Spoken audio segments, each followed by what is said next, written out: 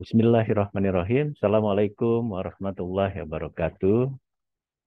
Waalaikumsalam Waalaikumsalam warahmatullahi wabarakatuh. Alhamdulillahirabbil alamin. Kita panjatkan puji dan syukur kehadirat Allah Subhanahu wa taala bahwa pada hari ini kita bisa bertemu dalam kuliah perdana. Mata kuliah sastra dalam pembelajaran sejarah. Ya.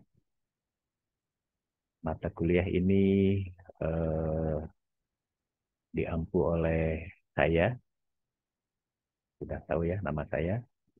Dan untuk memulai perkuliahan pada hari ini, marilah kita bersama-sama melafazkan basmalah. Bismillahirrahmanirrahim.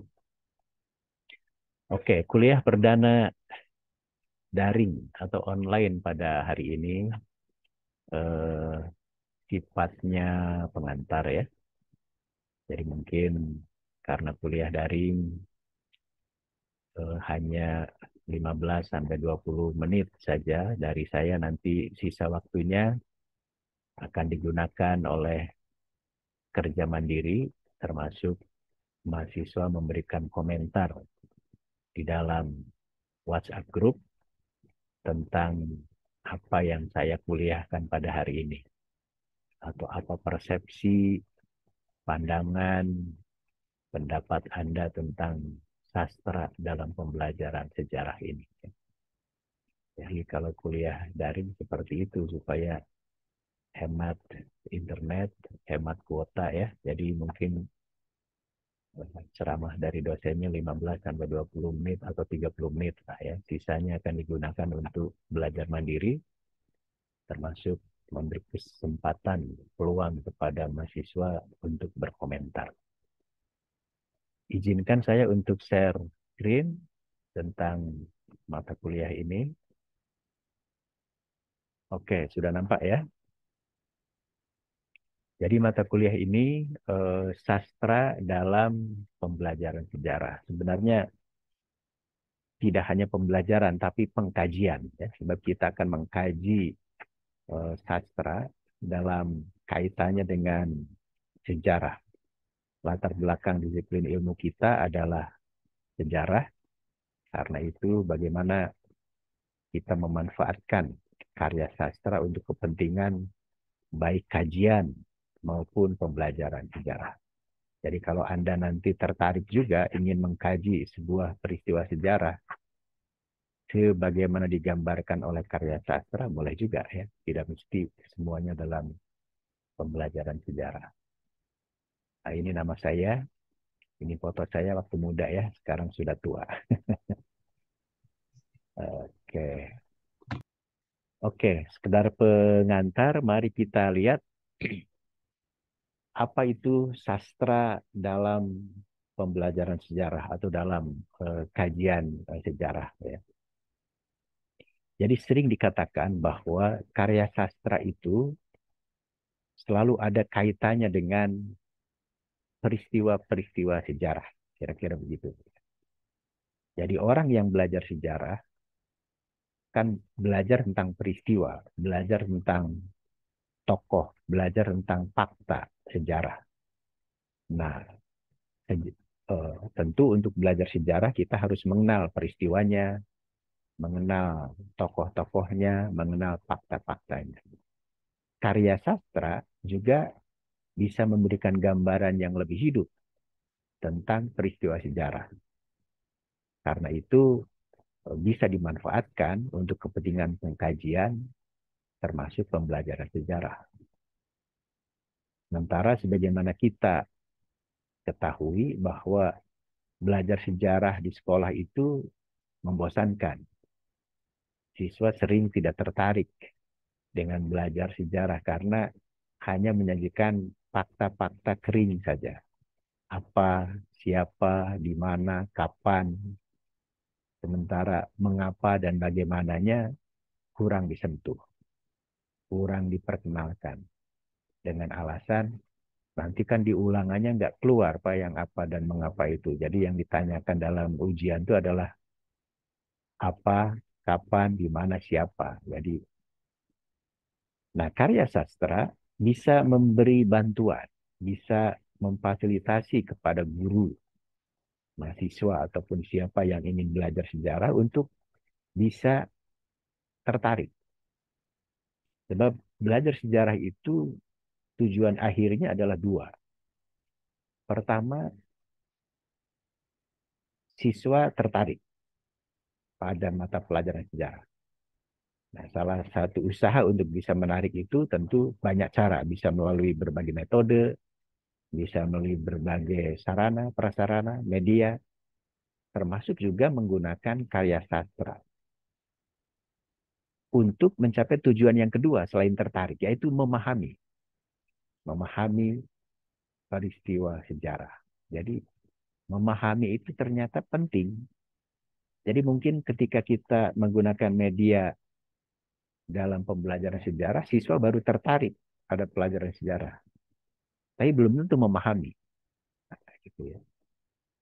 Kan waktu kita di SMA kan, wah guru itu bagus ngajarnya. Nah itu baru tertarik. Bagus ngajarnya karena banyak menggunakan media. Nah itu baru tertarik. Tak, kalau ditanya apakah Anda paham apa yang diajarkan, nah, belum tentu dia paham.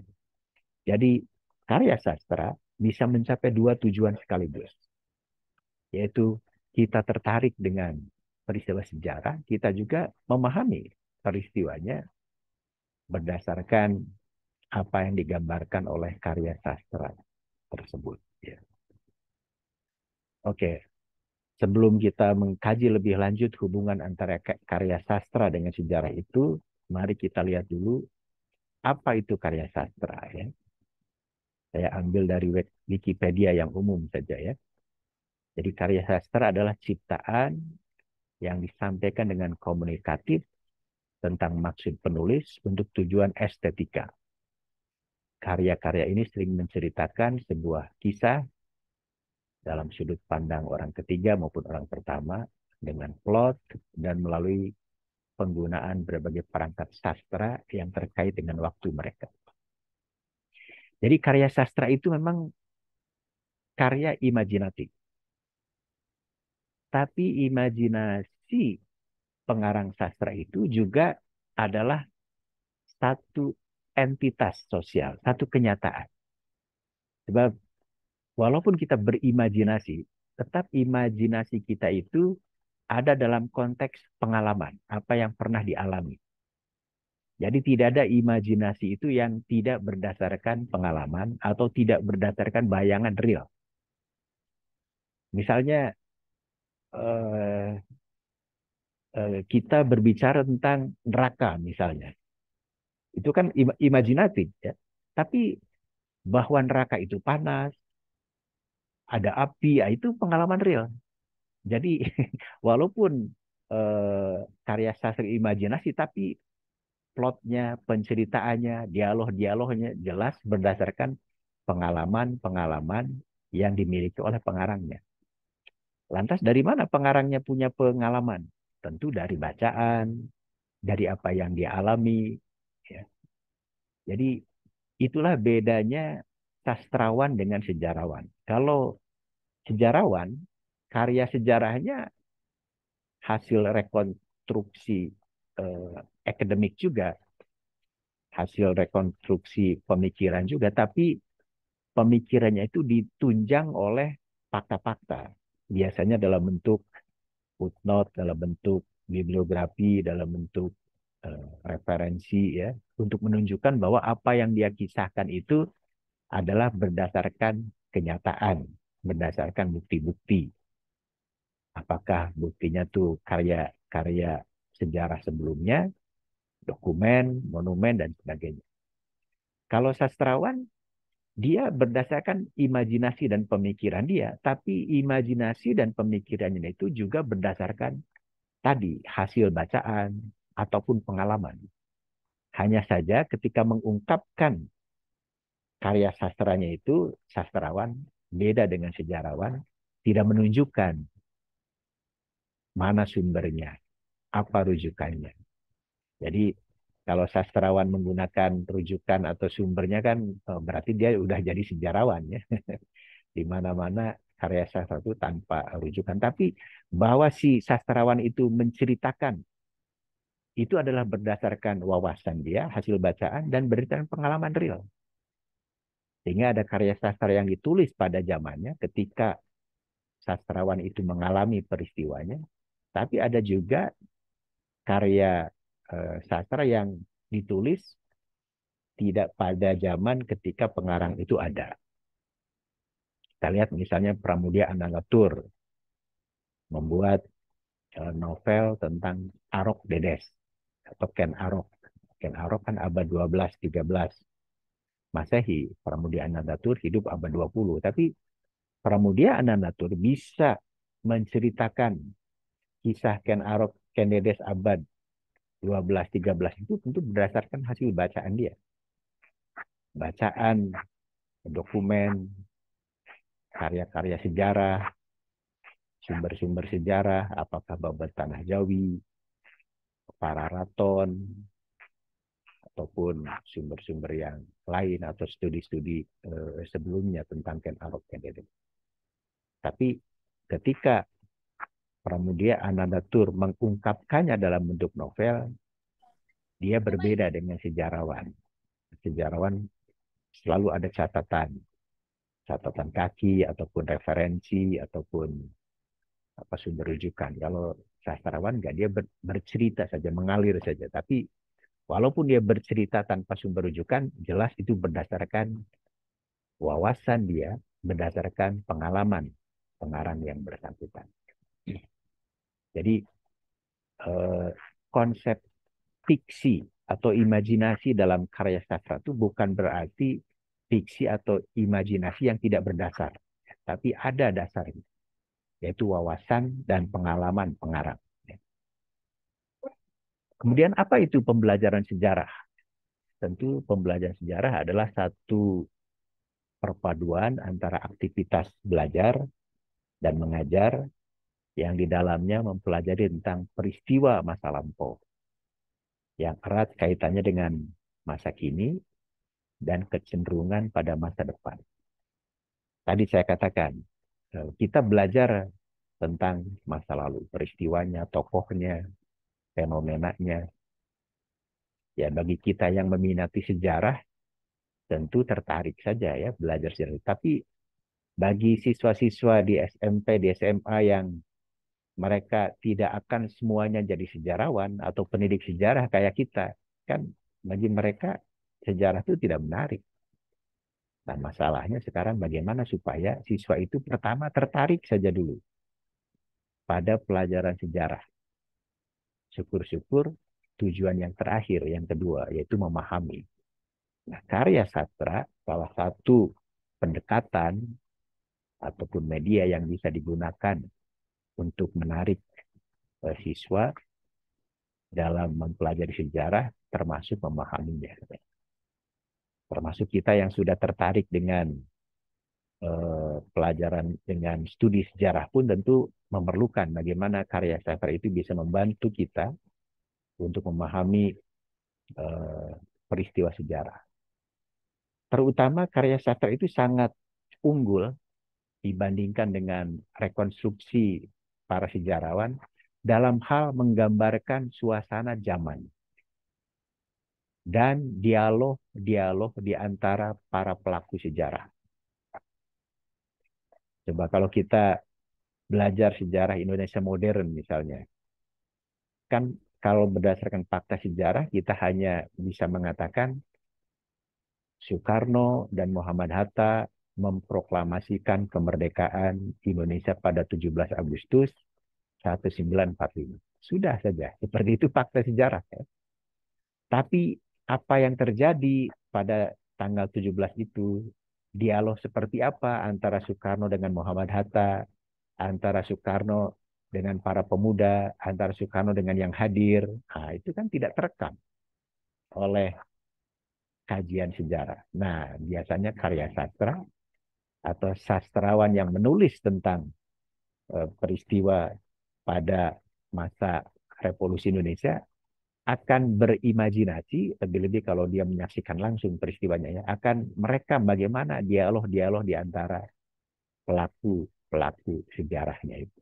Itu keunggulan karya sastra, mampu menggambarkan suasana zamannya dan acap kali memunculkan dialog-dialog para pelaku sejarah. Kita belajar sejarah kan seolah-olah para pelakunya bisu ya, tidak berdialog kan. Misalnya eh, Letnan Jenderal Soeharto menerima Super Semar, seolah-olah Soeharto itu bisu, nggak ngomong gitu.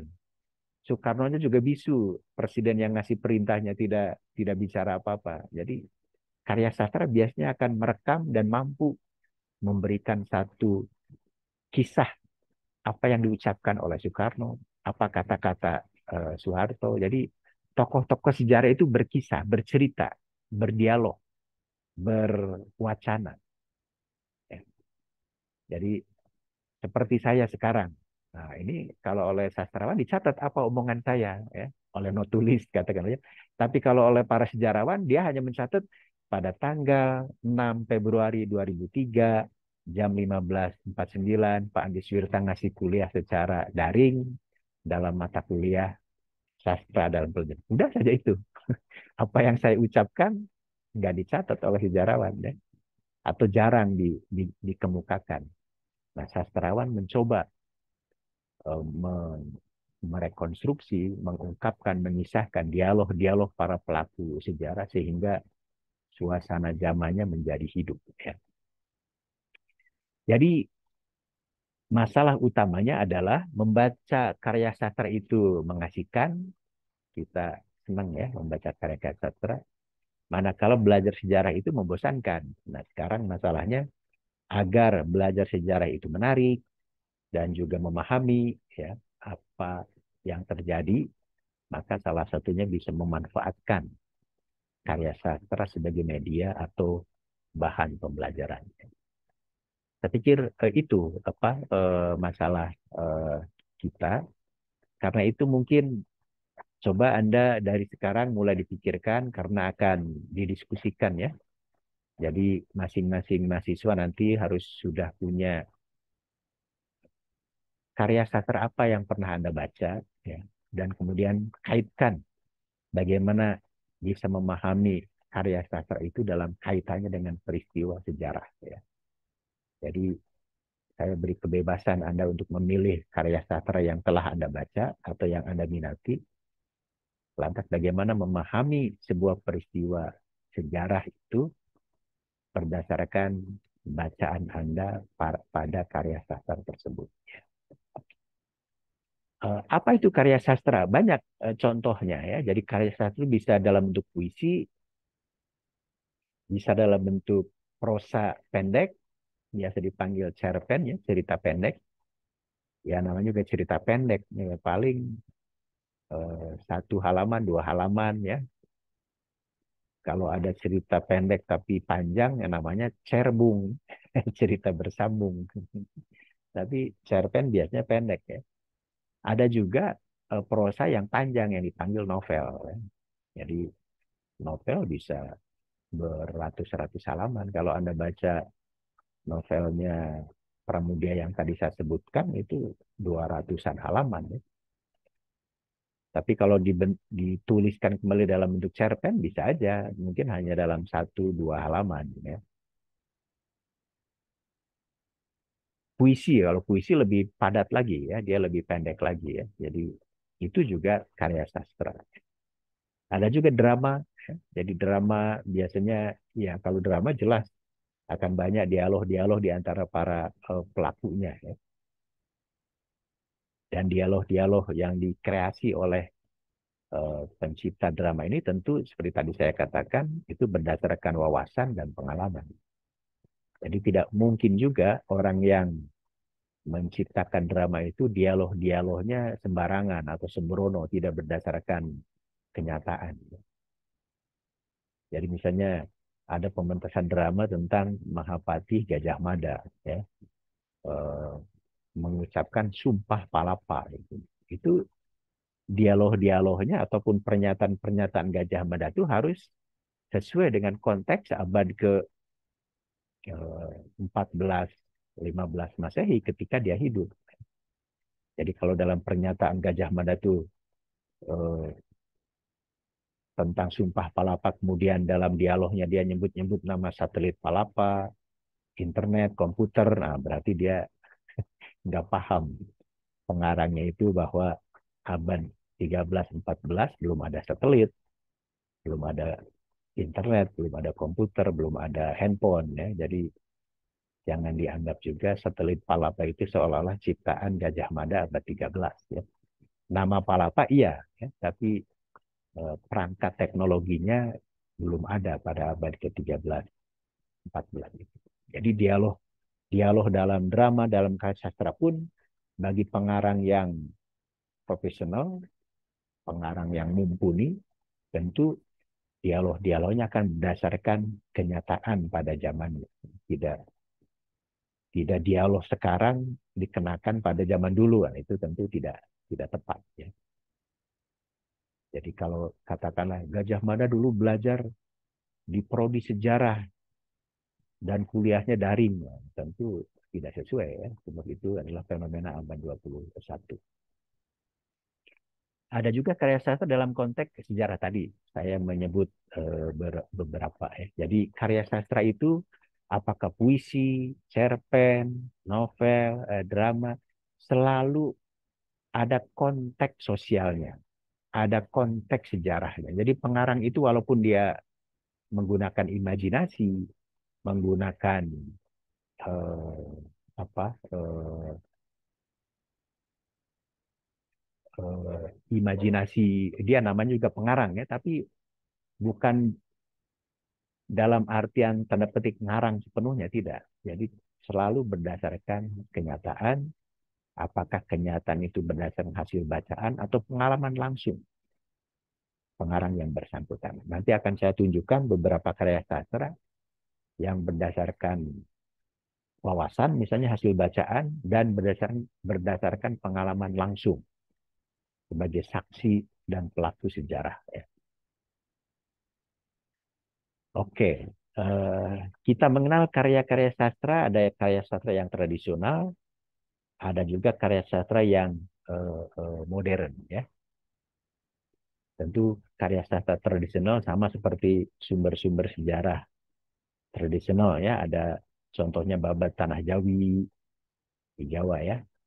Di kita ada Carita Parahyangan, di Sumatera ada Hikayat Raja-Raja Paceh, di Semenanjung Tanah Melayu ada Sejarah Melayu. Karya sastra, mengapa ini disebut karya sastra? Karena di dalamnya tadi banyak unsur imajinasi, banyak unsur pengandaian, analogi. Jadi acap kali karya-karya sastra tradisional itu untuk menyampaikan sesuatu itu dibumbui dengan banyak analogi, banyak pengandaian, banyak siloka, banyak perumpamaan. Karena itu eh, kita harus bisa memahami pernyataan-pernyataan dalam karya sastra tradisional itu dalam konteks zamannya.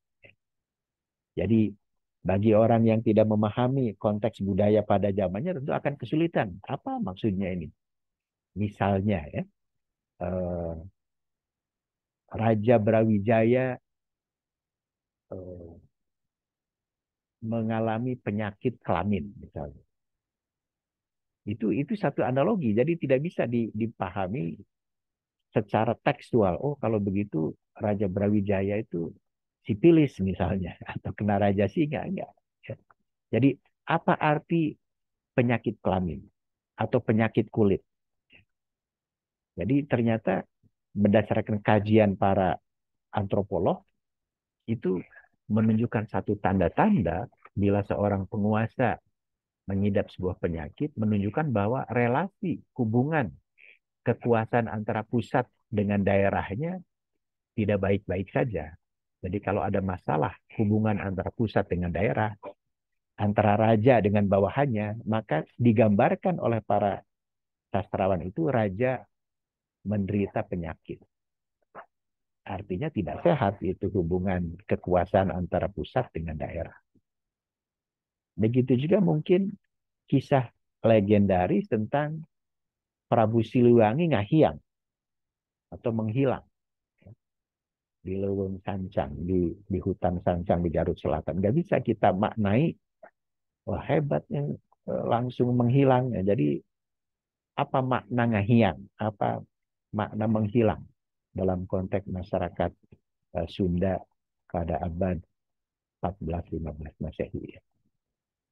Jadi karya-karya sastra itu acap kali yang tradisional itu memang penuh dengan perumpamaan, penuh dengan pepatah petiti, peribahasa, pernyataan-pernyataan yang sastrawi sifatnya, dan kita harus bisa memahaminya dalam konteks budaya pada zamannya. Jadi misalnya termasuk juga dalam sejarah Melayu. Sejarah Melayu itu selalu menyatakan bahwa raja-raja Melayu dari pertama sampai sekarang itu adalah turunan dari dua garis besar yang hebat, yaitu turunan dari Sultan Iskandar Zulkarnain dan Nabi Muhammad. Jadi tentu kita tidak bisa memahaminya secara tekstual. Oh, kalau begitu termasuk raja-raja di Indonesia itu hebat, turunan langsung dari Alexander the Great dan dari baginda Nabi. Tidak bisa begitu. Apa makna klaim mereka bahwa mereka itu adalah merupakan turunan dari Iskandar Zulkarnain dan ada kaitannya juga dengan baginda Nabi Muhammad. Itu adalah fungsi legitimasi politik dan fungsi legitimasi keagamaan. Dan itu akan nampak dari gelar-gelar raja-raja di Nusantara termasuk di Jawa, umumnya selalu mengklaim bahwa dirinya adalah jago perang. Kalau jago perang kan berarti wah sehebat Iskandar Zulkarnain ya. Tapi mereka juga paham agama, menguasai agama. Berarti menyusur galur atau merujuk kepada baginda Nabi. Lihat gelarnya Sultan-Sultan Yogyakarta, Solo sampai sekarang. Itu dua tadi, bahwa dia adalah seorang uh, militer yang hebat atau seorang jago perang yang hebat dan seorang yang menguasai agama. Nampak dalam gelarnya misalnya ya, di bahasa Jawa. Senopati ing Alogo. Berarti panglima perang yang hebat. Sayyidin Panotogomo. Berarti menguasai agama dengan betul. Halifatullah ing Tanah Jowo. Jelas mereka adalah mengklaim sebagai khalifah wakil Allah di Pulau Jawa. Jadi pernyataan-pernyataan seperti itu dalam karya sastra harus dilihat konteksnya, konteks sosial, budaya pada zamannya. Karya sastra modern agak berbeda dengan karya sastra tradisional, di mana pernyataan-pernyataan yang sifatnya analogi ataupun perumpamaan ataupun kiasan itu agak jarang. Ya. Umumnya lebih saklek dan lebih denotatif. Kalau karya sastra tradisional mungkin sifatnya konotatif ya. Jadi acap kali satu kata, satu kalimat itu punya banyak makna. Tapi kalau sastra modern dia bersifat denotatif ya, bukan konotatif. Jadi kalau misalnya puisi Benteng dan Tiraninya Taufik Ismail, ya, benteng ya di situ benteng, bukan bukan punya arti yang lain ya. Tirani ya tirani, jadi bisa dicari dalam kamus. Jadi dari judul-judulnya pun umumnya adalah menggambarkan apa yang dikisahkan di dalam isinya. Jadi cerpen dari Ave Maria ke Jalan Lain ke Roma, ini kumpulan cerpennya Idrus ya, bagus, yang sudah membaca ini boleh juga dikaji ya. Atau novel Anak Tanah Airnya Ayi Prosidi ya, menggambarkan suasana masyarakat Jawa Barat, masyarakat Sunda pada tahun 50-an ketika terjadi konflik antara DI, TII dengan Siliwangi ya. Boleh baca novel Anak Tanah Airnya Ayu Prosidi. Atau drama Opera Kecoa dari N. Rian Tiarno. Nah, ini menggambarkan kehidupan para pejabat kita pada masa Orde Baru ya, yang syarat dengan KKN. kolusi, korupsi, dan nepotisme. Jadi karya sastra modern sangat lebih mudah digunakan untuk menghidupkan dan menggambarkan peristiwa-peristiwa sejarah dibandingkan karya sastra tradisional. Karya sastra tradisional agak sukar karena banyak perumpamaan-perumpamaan yang acap kali menuntut kita agar bisa memahami makna itu dalam konteks zamannya. Tapi karya sastra modern biasanya lebih jelas. Termasuk juga karya-karya sastra dalam genre sastra modern, tapi menggambarkan masa lalu. Seperti tadi saya menyebut, Pramudia Anandatur, dia termasuk sastrawan modern yang menulis tentang Arok Dedes pada masa lalu. Nah, karena dia adalah seorang sastrawan modern, maka menggambarkan kisah Ken Arok Ken Dedes itu tidak penuh dengan bunga-bunga perumpamaan seperti karya sastra tradisional, tapi sudah menggunakan genre atau genre karya sastra modern sehingga lebih mudah dipahami. Jadi sekali lagi, maka bagaimana pembelajaran sejarah dapat memanfaatkan karya sastra itu, nah ini yang akan menjadi tugas Anda selama 1 semester. Ya. Jadi selama 1 semester itu, tugas Anda adalah pertama, memilih, menentukan karya sastra apa yang sudah Anda baca, ya. Dan kemudian coba kaitkan untuk memahami satu peristiwa sejarah di dalam karya sastra tersebut. Ya. Itulah yang akan Anda presentasikan dalam bentuk PPT nanti ya, 1 slide saja. Dan setelah mendapatkan masukan, kritik, komentar dari saya, maka yang telah dipresentasikan dalam bentuk PPT itu nanti dibuat makalah lengkapnya, makalah individu, dan dikumpulkan pada akhir semester. Jadi itu saja tugas kuliah dari eh, saya selama 1 semester ya tentang sastra dalam pembelajaran sejarah. Tentu Anda juga harus menghadapi ujian tengah semester, nanti ada UTS ya, dan ada juga eh, UAS, dan tentu tadi ada presentasi PPT itu juga masuk kategori penilaian dan membuat makalah penuh. Jadi banyak aspek, banyak unsur yang bisa Anda dapatkan poin ya dari apa yang Anda kerjakan. Termasuk kehadiran. Jadi kehadiran dalam daring juga penting. Bagaimana menunjukkan bahwa Anda hadir dalam kuliah daring ini sepenuhnya.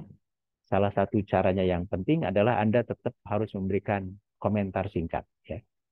Jadi berikan komentar singkat Anda tentang apa pendapat Anda, apa kesan Anda, apa pandangan Anda terhadap materi perkuliahan pada hari ini, dan kemudian Anda sampaikan dalam bentuk komentar singkat di WhatsApp group ya, dengan menuliskan nama lengkap, nomor induk mahasiswa, dan komentar singkat. Jadi komentar singkat Anda dalam WhatsApp group menunjukkan bahwa Anda hadir dalam kuliah daring dan Anda akan mendapatkan poin ya, sehingga nanti kumulasi kehadiran Anda itu tetap diperhitungkan sebagai satu nilai yang bisa digabungkan dengan poin-poin dari tugas yang lainnya. Kemudian perkuliahan dari saya, karena akan lebih banyak diskusi, akan lebih banyak perbincangan terkait dengan karya sastra yang Anda pilih dan kaitannya dengan peristiwa sejarah yang ingin Anda kemukakan, maka mungkin perkuliahan umum dari saya hanya 4 kali saja. Sisanya akan diisi oleh diskusi-diskusi dan presentasi dari mahasiswa, dikurangi UTS, dikurangi UAS, dan 4 kali perkuliahan dari saya itu juga supaya Anda memiliki kemampuan yang multikultural, ya, maka saya akan memberikan kuliah dalam 4 bahasa. Ya. Jadi pertemuan pertama hari ini saya menggunakan bahasa Indonesia. Nanti pertemuan kedua saya akan menggunakan bahasa Inggris, ya. Mahasiswa sejarah ini bahasa Inggrisnya harus baik, ya. Jadi sekarang UPI ini menuju ke World Class University. Jadi kalau mau menuju ke universitas kelas dunia, kemudian mahasiswanya nggak bisa ngomong bahasa internasional, berarti not World Class University, but Local Class University. Jadi Anda harus at least in listening, ya, paling tidak mampu menangkap, mendengarkan kalau ada orang lain ngomong dalam bahasa Inggris. Syukur-syukur bisa berbicara dan bisa menulis, ya, dalam bahasa Inggris. Itu kuliah kedua dari saya. Kuliah ketiga saya akan menggunakan bahasa Melayu, karena bahasa Melayu ini adalah dasar atau asas dari bahasa Indonesia dan masih digunakan di negara-negara tetangga kita, di Malaysia, di Singapura, di Brunei, bahkan di selatan di selatan Thailand, di Patani, ya, dan di selatan Filipina, di Mindanao, itu masih pakai bahasa Melayu. Apakah beda bahasa Melayu dengan bahasa Indonesia? Beda, ya. Namanya aja beda. Jadi bahasa Indonesia ini setelah berkembang menjadi namanya bahasa Indonesia, ternyata kalau ada 2 orang, satu dari Indonesia, satu dari Malaysia, ketemu dan berbicara, yang satu bicara dalam bahasa Indonesia, yang satu bicara dalam bahasa Melayu, ternyata nggak pada paham. Jadi itu menunjukkan bahwa bahasa Indonesia sudah ada perkembangan dan perbedaan dengan bahasa asalnya, yaitu bahasa Melayu. Saya pikir kalau Anda nonton film Ipin Upin kan Anda lebih banyak tidak ngertinya, kan, daripada ngerti. Seronoknya, apa itu seronok? Seronok bagi orang Indonesia itu ya kampungan bener gitu, ya. Seronok kayak sensual gitu. Tapi bagi orang Malaysia, Singapura, Brunei, seronok itu menarik, ya. Very interesting itu seronoknya. Jadi menunjukkan bahwa ada perbedaan. Mungkin kata kalimatnya sama, tapi maksudnya acap kali berbeda. Termasuk tandas misalnya. Bagi orang Indonesia, tandas itu ya diberi penekanan betul, ya. Saya tandaskan sekali lagi, misalnya, bahwa belajar sejarah itu penting. Itu tandas bagi orang Indonesia itu ditekankan betul. Tapi bagi orang Malaysia, Singapura, Brunei, tandas itu toilet, ya. Jadi nak pergi mana ke, nak pergi tandas itu maksudnya mau pergi ke toilet. Jadi dapat Anda bayangkan kalau ada mahasiswa Indonesia bicara di depan mahasiswa Malaysia, kemudian dia mengatakan, saya tandaskan sekali lagi gerakan mahasiswa ini penting. Nanti kata mahasiswa Malaysianya, pergilah awak ke toilet, ya. Tak payah gerakan mahasiswa itu ditandaskan.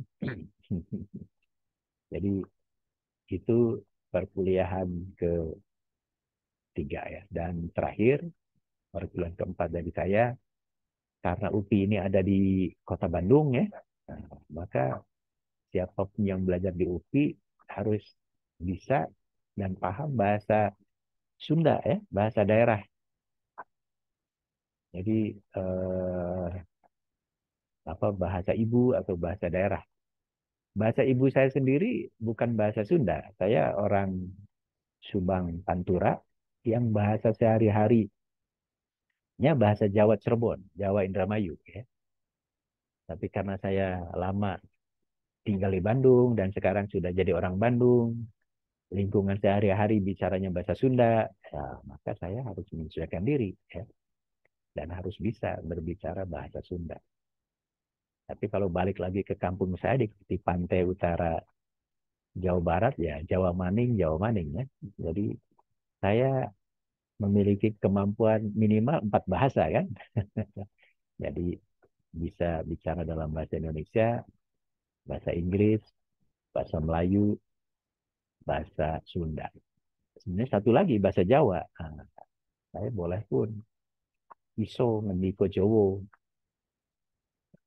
Jarang ya orang orang Jawa yang lama di Bandung tetap nggak bisa ngomong bahasa Sunda. Mereka bilang susah bahasa Sunda tuh logatnya terlalu lemes ya. Jadi orang Jawa kalau ngomong Sunda pasti kelihatan. Coba tebak, abdi orang Sunda apa senesnya senes, mana emang Jawa itu udah logatnya kayak gitu. Jadi termasuk juga kalau orang Sunda ingin ngomong Jawa susah juga ya. Bondoku hilang, senang ayah euyan orang orang Sunda. Jadi jelas itu logat itu penting ya. Tapi kalau kita bicara apapun, logat sebenarnya nggak masalah. Yang penting adalah orang lain memahami apa yang kita ucapkan. Saya pikir itu beberapa eh, teknik perkuliahan yang ingin eh, saya sampaikan sebagai pengantar ya, sebagai pendahuluan. Tentu ada beberapa referen yang bisa Anda gunakan. Tentu referen yang utama sejak sekarang silakan pikirkan, cari, tentukan novel apa yang akan Anda bahas atau karya sastra apa, bukan hanya novel ya. Anda bisa memilih apakah puisi, apakah cerpen, apakah novel, apakah drama yang akan Anda pilih dan akan Anda kaji dalam kaitannya untuk memahami sebuah peristiwa sejarah. Tidak hanya memahami, tapi tadi dua kan belajar sejarah itu. Satu, tertarik dengan peristiwa sejarah. Yang kedua, memahami peristiwa sejarah. Nah, itu karya sastra bisa menolong upaya kita untuk eh, tertarik dan memahami satu peristiwa sejarah. Nah, itu silakan bebas ya, Anda tentukan sendiri. Nanti dalam pertemuan kedua atau ketiga, mungkin KM sudah mulai membuat list, membuat daftar ya, judul-judul dari para mahasiswa yang akan dipresentasikan dan akan dijadikan makalah lengkap pada akhir semester, yaitu silahkan dibuat listnya oleh KM dan sampaikan pada saya. Dengan demikian diskusinya nanti akan dimulai dalam pertemuan kelima ya. Saya ngasih kuliah pertemuan satu sampai pertemuan keempat, pertemuan kelima sampai pertemuan ke-16 diseling oleh UTS dan UAS akan ada presentasi dan diskusi dari para mahasiswa. Sebagai info juga mungkin ini 28 ya yang hadir 27. Ada kemungkinan minggu depan kelas ini akan digabung ya dengan kelas yang lainnya. Waktunya silahkan KM tentukan supaya kelas ini dengan kelas yang satunya lagi bisa sepakat ya, saya ikut saja, mudah-mudahan tidak bentrok dengan jadwal saya karena pengampunya kan sama saya ya, jadi supaya saya tidak ngasih kuliah dua kali.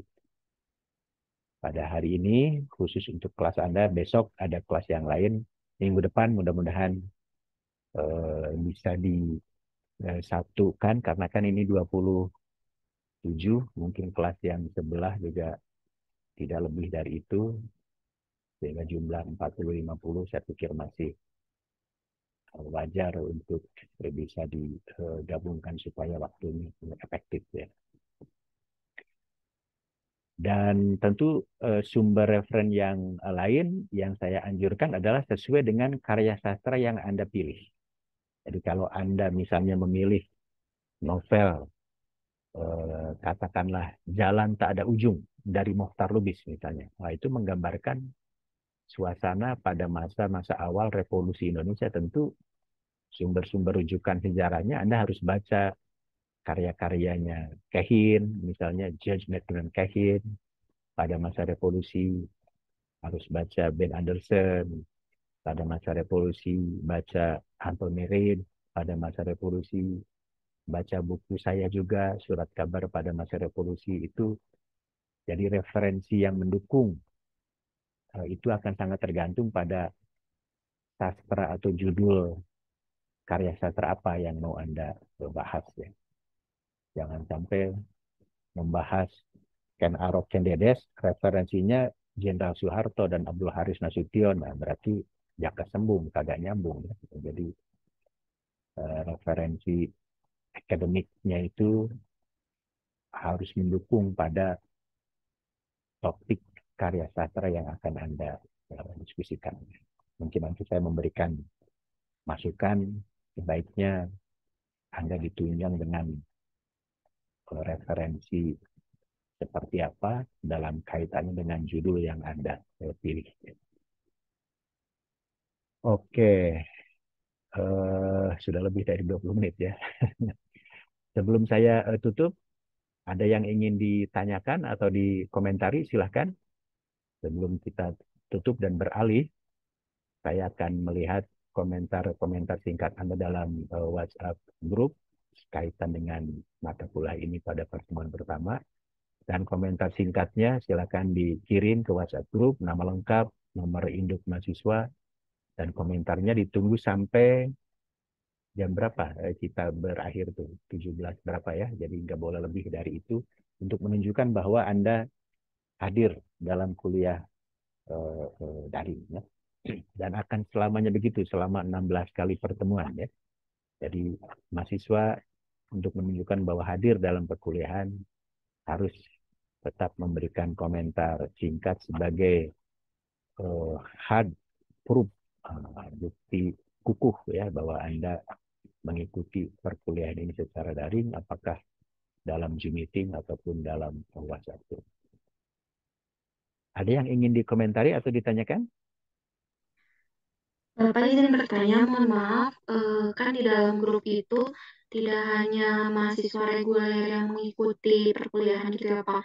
Ada juga mahasiswa kampus mengajar dan juga MSIB atau magang yang gabung di dalam grup gitu. Namun kan mereka juga kontrak kontrak mata kuliah ini dikarenakan dikonversi dengan eh, MPKM mereka gitu. Apakah mereka juga diwajibkan untuk mengikuti komentar di dalam eh, WAG atau bagaimana, Pak? Terima kasih. Ya, mahasiswa yang MBKM ataupun yang ikut program yang lain itu ya, memang tidak harus ikut kuliah mata kuliah ini. Tapi untuk menunjukkan bahwa yang bersangkutan adalah aktif dalam kuliah yang dia ikuti, MBKM atau yang lainnya, maka tetap harus memberikan komentar dalam WhatsApp group setiap kali pertemuan, tapi komentarnya tentang aktivitas dia di MBKM tersebut atau di program tersebut. Jadi bukan mengomentari tentang karya sastra ataupun diskusi temannya, tapi apa laporan dia, apa kegiatan dia pada hari ini misalnya. Jadi apalah aktivitas dia di MBKM pada hari ini. Itu yang dilaporkan ke WhatsApp group sebagai satu bukti bahwa ketika saya nanti memberikan konversi nilai, memang mahasiswanya aktif mengikuti perkuliahan MBKM yang dia ikuti, terbukti dari laporan-laporan singkatnya atau WhatsApp-nya yang disampaikan ke WhatsApp group setiap minggu sekali. Jadi itu juga salah satu kebijakan dari jurusan. Jurusan tidak ingin mahasiswa yang ambil MBKM itu kemudian mendapat konversi nilainya seolah-olah gratis ya. Jadi tanpa dosennya tahu bahwa dia itu sebenarnya aktif atau tidak di mata kuliah MBKM-nya. Nah, untuk menunjukkan dia aktif itu silakan ngasih komentar setiap kali pertemuan dalam mata kuliah ini. Apa aktivitas dia pada hari ini misalnya atau pada hari minggu depan. Itu saja yang dituntut. Dia juga misalnya harus membuat slide untuk presentasi.